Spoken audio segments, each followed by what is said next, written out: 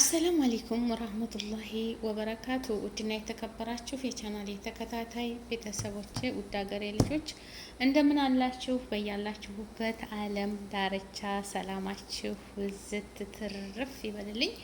ሙስሊም ክርስቲያን ወገኖቼ ሰላም ለሀገራችን፣ ሰላም ለሕዝባችን።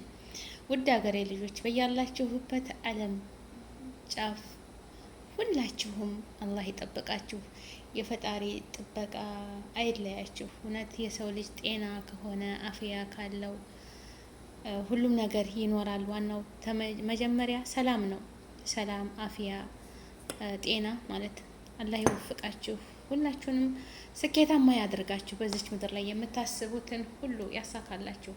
በየዓለሙ ላይ ተበትነን በየስደት ዓለሙ ላይ ያለን ሁሉ ወገኖቼ በሀገር ውስጥም ያላችሁ ሰላም ለሀገራችን፣ ሰላም ለሕዝባችን፣ አንድነትን፣ ሰላምን፣ ፍቅርን፣ መረጋጋትን ይወፍቀን ይስጣችሁ እላለሁ። ዛሬ አብሬሽና ሩታ ማለት ነው። እንደው ሩታ ሁልጊዜ እንዳለቀሰች ነው ሩታዬ። እንደውም በዋ የማያልቅባት ልጅ ማለት ነው። እንደው አብሬሽ እንደው በምን ብታስከፋት ነው እንደዚህ የምታለቅሰው ማለት ነው። ሩታን የምታህል ልጅ አጌታ ማለት ነው። እንደዚህ የምታስለቅሳት ምን ስለሆንክ ነው አብሬሽ ማለት ነው። ይኸው ጋሼ እንግዲህ አባት ያው ሽማግሌ ናቸው። ልጆችን መቆጣት ማስተካከል ወጉ ነው አይደለ? አባት እንደዚህ ልጆችን በተለይ የልጅን ሚስት ምራት ነው የሚባለው አይደል? ምራት ነው የሚባለው። ምራትን ተቆጥቶ እኔ ያለሁሽ አብሽሪ ሲል እሷ ደግሞ እሺ አባዬ ብላ ጎንበስ ብላ ምክራቸውን ስትቀበል የጋሽን ደስ ይላል። ማሻላ አባት ለዚህ ነው በቃ እሷንም ተቆጥቶ እሱንም ተቆጥቶ አስማምተው ማስታረቅ። ይሄ ወጋችን ባህላችን ነው። ደስ የሚል ነው ማለት ነው። እና የጋሽን ድምጽ ስሙት ማስኬት እንደዚህ ነበረ። በቃ ምንም ማለት እና አሁን እኔ የሚፈልገው ነገር ካለ ብዬ ትንሽ ጠበቁት። ትንመሴኝ በቃ ሶቹ ሄድኩ። አለ አንድ ምክንያት አለ አንድ ተጨባጭ ነገር ይሄዳል። እንደምታለች አሁንም እኮ እሱ ምንም ጥፋት እንደሌለበት ማለት ጋሽ ስለተጫወቱ የሚለው እንጂ አሁንም እኔ ምን ጥፋት አሁን አብራሽ አጠገባችን ጥፋቱ ሊገባው ቀርቶ ጭራሽ እኔንም የእሱ ጥፋት እያለ እኔን ለመውቀስ ከዚህ በላይ ጋሽ መፈጠር ነበረበት ማለት ነው። ጥፋት የሚሆነው ጋሽ ረፍት ይኑርሽ ጥፋት የሚሆነው ወይ ሰው ሲገደል ነው ሌላ ነገር ሲፈጠር ነው። በቀደም ላይ ተናግረ አሁን እኔ ልቆጣሽ ልጅነታችሁ ትዳር ይዛችሁ ከትናንት ወራ መች ተናግሬዋለሁ። በልጅነታችሁ ትዳር ይዛችሁ እንትን ያዘ ወርቅ ያዘ እንትን ሆናችሁ በቃ አላወቃችሁበትም። አያዙም አላወቃችሁበትም። የትዳሩ ሁኔታ አላወቃችሁበትም። በቃ ዝም ብላችሁ ያንከባልላችኋል። አላወቃችሁበትም ብዬሻለሁ። በቀደም ብያለሁ። አንቺ አሁን ማልቀስ ነገር እንትን ይበል። እኔ ውስጤ አይጎዳም። እኔ ውስጤ አንቺ ደስ ባለ ሰዓት እደውላለሁ፣ እንገናኛለን። እደውላለሁ፣ አገኘሻለሁ። እንዴት ነው ሰላም ነሽ እላለሁ። አሁን አንቺ አገግኝ ሰላም ሁኚ በረቀረኝ ይሄ ለመናገር እና ጋሽ እንደዚህ ተረጋጊ። አንቺ ሰላምሽን ነው የምፈልገው። ስትረጋጊ አሁን ወደ ራስሽ ተመለሺ ልጄ። ስሚኝ፣ ልጅ ስለሆናችሁ ትዳር መምራት አልቻላችሁበትም። እንደ ቃቃ ነው። አንድ ነገር አሁኑ አይሆንም። አንድ ነገር እኮ የሆነ ነገር እኮ አሁን ተፈጭቶ አሁን ተቦክቶ አሁን አይበላም። እውነታቸውን ነው። አሁን ተፈጭቶ አሁን ተቦክቶ አሁን ተጋግሮ አይበላም። ሁሉም እንትን ደረጃ አለው ማለት ነው። ዛሬ ይፈጫል፣ ተቦክቶ ይታደራል፣ ነገ ለመጋገር ይደርሳል አይደለም እንጂ ወዲያውኑ እንጀራ አይሆንም ማለት ነው። ያው ቂጣ ሊሆን ይችላል። አሁን ተፈይቶ አሁን የሚሆነው ቂጣ ነው። ስለዚህ ቤተሰቦቼ ማለት ነው ሩታና አብሬሽ አትጣሉ። ኧረ ተው። አሁን ባለፈው ዱባይ ሄደው ቅልጥ ያለ ሰርግ ተደግሶ ቅመሞችዬ፣ የመዳም ቅመሞች በዱባይ ያሉት ማለት ነው። በዱባይ ያሉት እኛ እኮ ያው ስዑዲ ነው ያለ ነው። ስዑዲ ያለን አላየናቸውም። ሄደው ደግሰው በቃ አስደስተዋቸው ነው ሄዱት። የእናንተን ደስታ በየቀኑ እየመጣችሁ ሚዲያ ላይ ስታለቅሱ ለነሱ ሳታስቡ ወይ ለቅመሞች እያታስቡ ማሰብ አለባችሁ። እንደው ጧትም ማታም ለቅሶ ሩታ ማለት ነው። አታልቅሽ። ለሚወዱሽም እኮ በቃ ያዝኑብሻል ማለት ነው። ያዝኑብሻል ትትደሰቱ። እንደውም ባለፈው እርጉዝ ነች እየተባለ ነበር እንደ ሩታ ማለት ነው። በነገራችን ለወላሂ ላዚም እኔ ምንም አልገባኝም የሩታና የአብርሽ ማለት ነው። ጋሼን ሳያቸው እውነት ይመስለኛል። እንደው ጋሼም ጨዋታው ገብተውበት ነው ወላ እንዴት ነው? ወላሂ ለምን ትልቅ ሰው ሳይ እኔ እውነት ያኔ ትልቅ ሰው ትልቅ ነው። ልጆች እሺ ልጆች ናቸው። ትልቅ ሰው ትልቅ ነው በቃ ከነ ሁሉ ነገር። ሽማግሌ የሚባለው በሰል ያለ ምራቁን የዋጠ እንደዚህ ሲባል ያኔ ሁሉን ነገር መምራት የሚችል ማለት ነው። ትልቅ ሰው ትልቅ ነው። የና አብሬሽ አባት ትልቅ ናቸው። እንግዲህ አብሬሽን ወልደው ለዚህ ቁም ነገር አደርሰዋል እና እግዚአብሔር ባለ ፈጣሪ ባለው ነገር እንደ እኔ እንጃ። አንዳንድ ልጆች ድራማ ነው ፌክ ነው ሲሉ እኔ እንጃ። እውነት ቢሆን እንደ ደስ ይለኛል ተጋብተው ብናያቸው ማለት ነው። እውነት አብሬሽና ሩታ ተጋብተው ልጆች ወልደው በቃ ያው ሁሉም ለራሱ ነው የሚኖረው አይደለ? ሁሉም ለራሱ ነው የሚኖረው። ማንም የሚኖረው ኑሮውን ያሰው ነው። ሁሉም አጃቢም ሆነ ጨፋሪም በቃ ሆይ የሚለው ሁሉም በየቤቱ ብትንትን ብሎ ኑሯቸውን የሚያጣጥሙት ሁለቱ ጥንዶች ናቸው ማለት ነው። ቤታቸው ውስጥ ኑረው የሚኖሩት እና ያው አድናቂ ሊኖር ይችላል። የአብሬሽም የሩታም ሁሉም አድናቂ አለው እና ውዶችዬ የሁላችንም ስለምናደንቃችሁ ስለምንወዳችሁ ነው። አብሬሽ ሩታ ማለት ነው። ውለዱ፣ ክበዱ፣ አትጣሉ።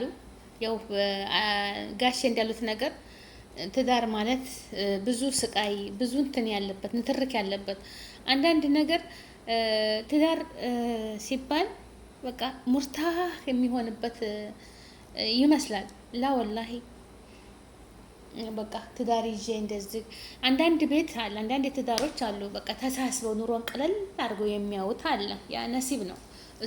እሷም ተሳስበው በቃ እሷ ስትተርፍ የሆነ ነገር ሲኖር እሷ የእሷን ቦታ የምትሸፍን እሱ የሚሸፍን እሱ ደግሞ የእሷን ቦታ በቃ ተጋግዘው አለ አይደል? ተጋግዘው ኑሮ አለ። አላህ የወፈቃቸው ተሳስበው የሚኖሩ በቃ አንዳንድ ደግሞ ሁሉ ሴት ላይ ጫና የሚያደርጋለ። በቃ አንዳንድ ደግሞ ወንድ ላይ እንደዚህ ጫና አያገጣጥምም በዚች ምድር ላይ ያው አላህ የፈቀደው ሳይሆን የሆነ ቢሆን እንጂ አላህ መርቆ የሰጣቸው እንደ በቃ አላህ አጣጥሞት ይሰጥ አላህ የወፈቃቸው ይኖራሉ። ግን አብዛኛውን ትዳር ሲባል ተመችቷቸው እንደዚህ ንትርክ የሌለበት በቃ ሁሉ ነገር አልጋ ባልጋ እፎይ ያለበት ይመስላል። ጋሼ እንዳሉት ሁልጊዜ ጭቅጭቅ አለ፣ ሁልጊዜ የለ። አንዳንድ ቀን ደስታ ያን ሁሉ ተቻችሎ ነው ብዙ አመታት የሚቆጠሩት፣ ብዙ ልጆች የሚወልዱት፣ ብዙ ንብረት የሚያፈሩት በመቻቻል እንጂ ሁልጊዜ ደስታ ሁልጊዜ ጨዋታ የለም። ለቅሶም አለ፣ ሀዘንም አለ፣ ድብድብም መማታታትም አለ እና እንደዛ አትሁኝ። ቀስ በይ፣ አሁን ተረጋጊ፣ ራስሽን አዳምጪ፣ ራስሽን ሁኚ። አሁን ራስሽ ተረጋጊ ልጄ፣ እንደዛ አይደለም። አብሬሽ በኔ እጅ ነው፣ ሁሉ ነገር በኔ እጅ ነው። አንቺ እንደዚህ ስትሆኝ ግን ልቤን ይከፋዋል፣ እኔም ያመኛል አሉ ጋሼ ማለት ነው። ትክክል ነዎት የኛ አባትዬ፣ ትክክል ነዎት። አሁን ለልጅ እንደዚህ አባት ሽማግሌ ሆኖ ሲያስታርቅ ያው ቢኔም እንግዲህ አትቆጭ አታልቅሽ እያለ ነበር። ተጎና እንዴት ታለቅሳለች እሷ ማልቀሷ በቃ ብቻዋን ናት፣ ጋሽዬ ብቻዋን ናት፣ እንዴት ተናት ምናምን እያለ እንትን እያለ ነበር ማለት ነው። ያው አላህ ያስማማችሁ ነው የምልህ፣ ፈጣሪ ያስማማችሁ፣ በሰላም ኑሩ፣ ውለዱ፣ ክበዱ ማለቴ እኔ እንደው ግማሾቹም ድራማ ነው ድራማቸውን ይቀጥል አውቃለሁ ድራማ እንደሆነ ቢሆን ግን እኔ እንደኔ እውነት ቢሆን እውነት ሆነው በቃ እንደዚሁ ህዝቡ እንደወደዳቸው አሁን ተጋባን ይላሉ። አሁን ግን መጨረሻ ያስጠላል። እንደዚህ ሰው ላይ ያሾፉ ከሆነ አሁን መሰለን ሁሉም የሚፈልገው ግማሽ እነ ሩታና የአብሬሽ አድናቂዎች የሚፈልጉት እሷና አብሬሽና ሩታ አንድ ላይ ሆነው እንዲቀጥሉ ነው የሚፈልጉት አይደለም? አብረው ሆነው ኑሯቸውን እንዲመሩ። ግን አሁን በሌላ ጊዜ እንደዚህ ሌላ ነው። ግን ለተመልካችም እኔ እንጃ ያው ውሸት በሆነ ሰዓት ደስ ይላል። ስንት በጉጉት አሁን የመዳም ቅመሞች የሚወርቁ አሉ፣ ፌንት የሚነቅሉ አሉ። ብዙ በእነሱ ሆስፒታል ተመዳም ጋር የሚጣሉ አሉ። የና አብሬሽ ቪዲዮ ተለቀቀ ብለው ለነሱ በቃ ብዙ እኔ እንጃ እና የሚከታተሉ አሉ ማለት ነው። በጉጉት የሚከታተሉ አሉ። ያንን አትወደዷቸው፣ አታድንቋቸው። ማንም አንደበት ማንም ሁሉም ፍላጎት ነው። እና ያንን የሚያደርጉት ለምንድን ነው? የሚኖሩት ኑሯቸውን አብሬሽና ሩታ ናቸው ተመችቷቸው ቢኖሩ። የመዳም ቅመሞች የት እንደወደቁ የሚጠይቃቸው የለም። ያው አድናቂ ብቻ ናቸው እንጂ እውነት ነው ሀቂቃ አብሬሽንም ሩታንም የምታግዝና በቃ ስጦታም ሀዲያት ምሰጥ ሁሉ አንድ ነገር ቢደርስባት ዘወር ብሎ የሚጠይቃት የለም። ፈጣሪዋ ብቻ ተጎኗና የሰራችው ገንዘብ ነው ተጎኗ የሚሆነው እንጂ በቃ አለቀ። ያው አንድ ነገር ይዘው ሲመጡ ለተመልካች ተወዳጅ የሚሆኑ ልጆች አሉ እና አብሬሽ ተወዳጅ ናቸው፣ ተመልካች አግኝተዋል። ግን በያዙት ነገር እውነተኛ ቢሆን ነው እኔ ምኞቴ ማለት ነው። ለሰው በቃ ውሸት እኛ አሁን እነሱ እንግዲህ ፈጣሪ ነው የሚያውቀው ውስጥ ሚስጥራቸውን ጥልቅ ብሎ የሚያውቀው አላህ ነው። የእውነተኛ ፍቅር ነው ወላ ለቢዝነስ ነው የመጡት፣ ለገቢያቸው ነው የመጡት። ይህንን የሚያውቀው አንድ አላህ ነው። ግማሹ ግን ያው ህዝቡ የሚያውቀው ቅመሞች፣ የመዳም ቅመሞች አብዛኞቻቸው አብርሽና ሩታ እንግዲህ ታዋቂ ባልና ሚስት እንደሆኑ ነው የሚታወቀው። እነሱ ደግሞ ውስጣቸውን እንደዚህ አሁን ጋሽም እንደዚህ ብሉ በሉ ተብለው ካሜራ ፊት መተው ሊመክሩ ነው። አላሁ አለም የሆነ ተጣልተው ነው። ይሄንን እንግዲህ ፈጣሪ ነው የሚያውቀው። አልሙሂም እኛ ታረቁ። ሩታዬ ሁልጊዜ አታልቅሺ። እንደውም ባሽ ከየት ነው የሚመጣው? ታድለሽ እና ውድ ሀገሬ ልጆች ላይክ፣ ሼር፣ ሰብስክራይብ አድርጉ። በያላችሁበት ዓለም ዳርቻ ሰላማችሁ ብዝት ትረፍ ይበልልን። አላህ ሀገራችንን ሰላም ያደርግልን። ሰላም ለህዝባችን፣ ሰላም ለሀገራችን። ሀገራችን ይቶን ሰላሟን መልስ ያድርግልን። ሰላም ከሆነች ሀገራችን እኛም እንገባለን። እኛንም ላይክ ሰብስክራይብ አድርጉን። ሩታና አብሬሽ ማለት ነው። እስኪ ሸርቱልን አብሬሽዬ ማለት ነው። ኧረ ተው ላይክ አድርጉ፣ ሸርቱ። እኛንም ቅመሞችዬን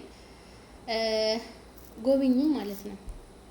እንደው እስኪ እንደው ዳሰስ አድርጉን እንደዚህ እንደው በቃ በስሱ ማለት ነው። በስሱ እንደ አንድ ሁለቴ ሸር ብታረጉልን እናንተ ፌሚኒስቶች ማለት ነው። አንዳንድ በቃ እንደው ለመዳም ቅመሞች እስኪ እንደው እናግዛቸው። እነሱ ናቸው የሚያሳዝኑት በየአረቡ ቤት በቃ የሰው ሰሃን አጣቢ ሆነው ልጅነታቸውን ሁሉ ነገራቸውን እንደ ሻማ የሚቀልጡ እህቶቻችንን እስኪ እናግዛቸው።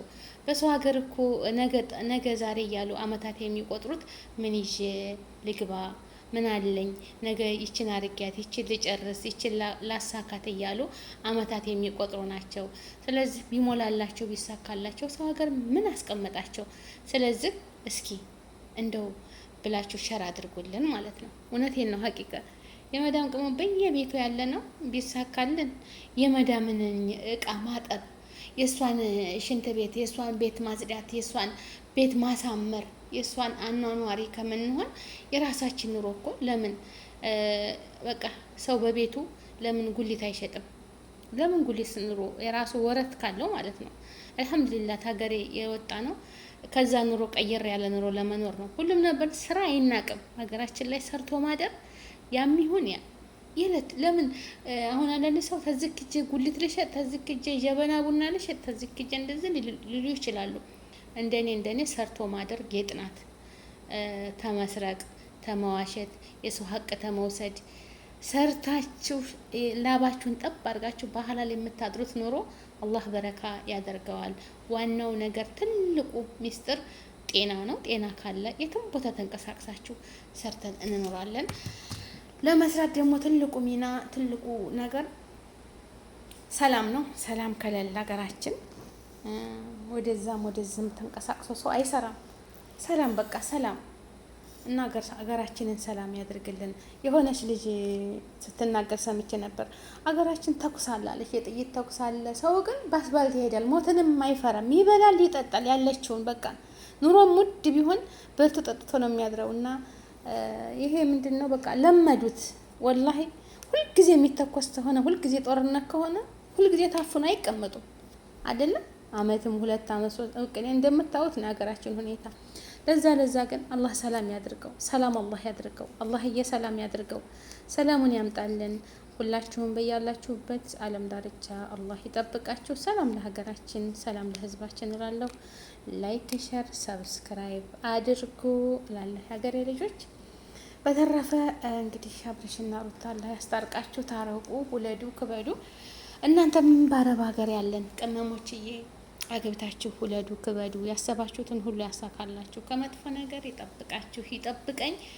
እኛን ከሚጎዳ ነገር ሁሉ ይጠብቀን። በረህመቱ በዝነቱ አላህ ይሁነን። አላህ ተኛ ጋር ይሁን።